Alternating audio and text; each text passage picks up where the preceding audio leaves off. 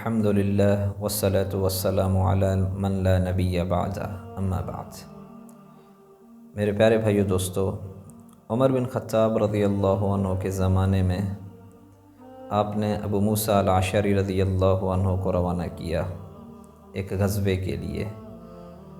جب آپ روانہ ہوئے تو ایک جگہ پہنچے تو کافی بھوک لگ گئی اور کھانے پینے کے لیے کچھ نہیں تھا، تو ابو موسیٰ الاشعری رضی اللہ عنہ نے بندے تقسیم کر دیے کہ جاؤ کچھ دیکھ کے آؤ، شاید کچھ کھانے کے لیے مل جائے۔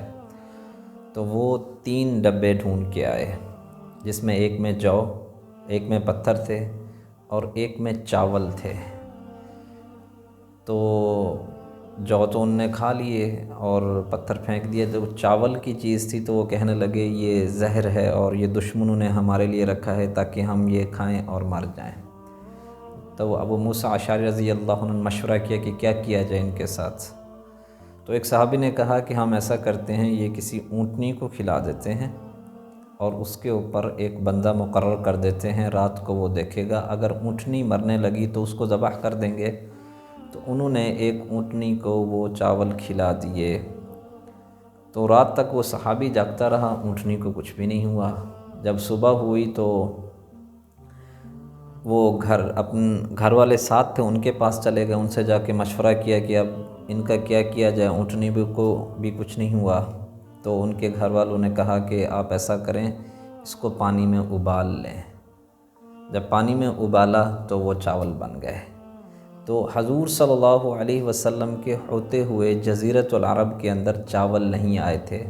اس کے اوپر من گھڑت حدیثیں بھی بنی ہوئی ہیں، جیسے ایک حدیث من گھڑت یہ بنی ہوئی ہے کہ آپ صلی اللہ علیہ وسلم کے پاس ایک صحابی آئے، یا رسول اللہ میں بہت امیر ہوں، کیا کروں؟ آپ نے کہا چاول کھاؤ۔ ایک اور آیا، وہ غریب تھے، تو ان نے پوچھا یا رسول اللہ میں کیا کروں؟ تو آپ نے ان کو بھی فرمایا کہ چاول کھاؤ۔ تو باقی صحابہ نے پوچھا یا رسول اللہ مسئلے دو اور حل صرف ایک کہ چاول کھاؤ۔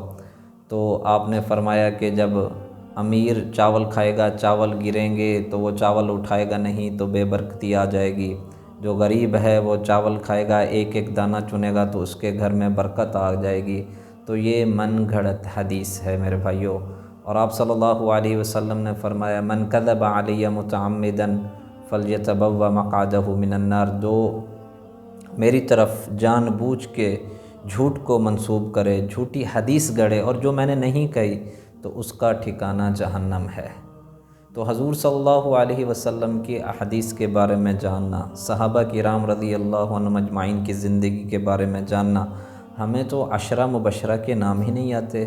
کسی ایکٹر کا نام پوچھ لو، ایکٹریس کا نام پوچھ لو، یا کوئی کھلاڑی ہے اس کا نام پوچھ لو، پوری ٹیم کا نام پوچھ لو تو بتا دیں گے، لیکن 10 مبشرہ کا نام نہیں آتا، جن کے بارے میں آپ صلی اللہ علیہ وسلم نے منبر کے اوپر کہا کہ یہ جنتی ہیں: ابو بکر، عمر، عثمان، علی، طلحہ بن عبید اللہ، الزبیر بن العوام، سعد بن ابی وقاص، سعید بن زید، عبد الرحمن بن عوف، ابو عبیدہ بن الجراح۔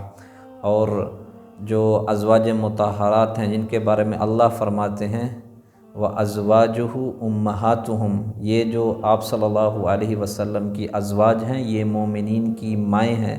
تو اس کا مطلب ہے لوگوں کو، مسلمانوں کو اپنے ماؤں کا بھی نہیں پتہ، امہات کے نام کا بھی نہیں پتہ۔ تو کم از کم ہمیں ان چیزوں کا تو پتہ ہونا چاہیے کہ ہم صحابہ کی زندگی کو تو پڑھیں، ازواج مطہرات کی زندگی کو تو پڑھیں کہ وہ کس طرح زندگی گزارتے تھے۔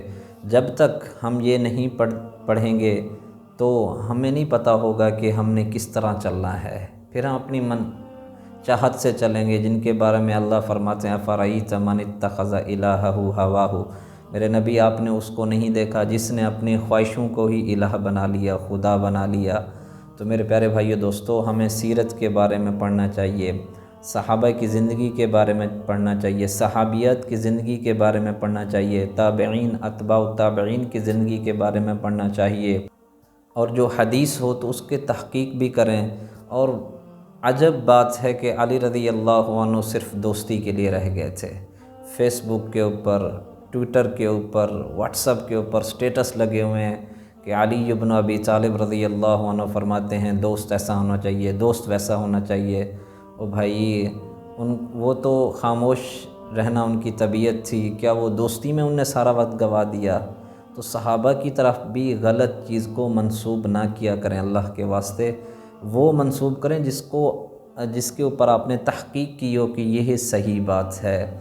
اللہ تعالی ہمیں صحیح طرح حضور صلی اللہ علیہ وسلم کی ایک ایک سنت کے اوپر چلنے کی توفیق دے، اور ہمیں صحابہ کرام رضی اللہ عنہم اجمعین کی سچی محبت نصیب کرے، آمین۔